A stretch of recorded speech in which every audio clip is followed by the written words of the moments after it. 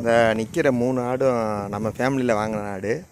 போன வருஷம் பார்த்திங்கன்னா இந்த ஆயுசு ஆட்டு பண்ண ஃப்ராடு பண்ணிட்டாங்க அப்படி இப்படின்னு சொன்னாங்க. அதையும் மீறி தம்பி இதில் வந்து பணம் கட்டியிருந்தேன். 10,000 ஒரு தம்பி கட்டியிருந்தேன், தங்கச்சி 13,000 கட்டியிருந்தாங்க. நான் கூட மீடியாவில் வந்தது, சோசியல் மீடியாவில் வந்ததை பார்த்து இதெல்லாம் ஃப்ராடுங்கிறாங்க, கட்டாதுன்னு சொன்னேன். ஆனால் அவன் வந்து ஏதோ ஒரு நம்பிக்கையில் கட்டினான். அதெல்லாம் கரெக்டாக கொடுத்துருவாங்க, ஏதோ போன வருஷம் ஏதோ குளறுபடி ஆயிடுச்சும் போல் அப்படின்னா நான் நம்பிக்கை இல்லாமல் தான் இருந்தேன். ஆனால் இந்த வருஷம் சொன்ன மாதிரியே 2 ஆடு வாங்கிட்டாங்க. அதுபோக இந்த குரான் வசன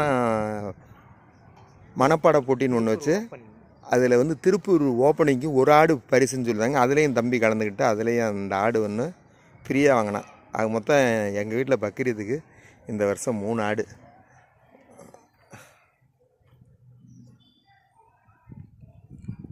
ஓகே, இவன் தான் என் தம்பி ஆடு வாங்கினவன்.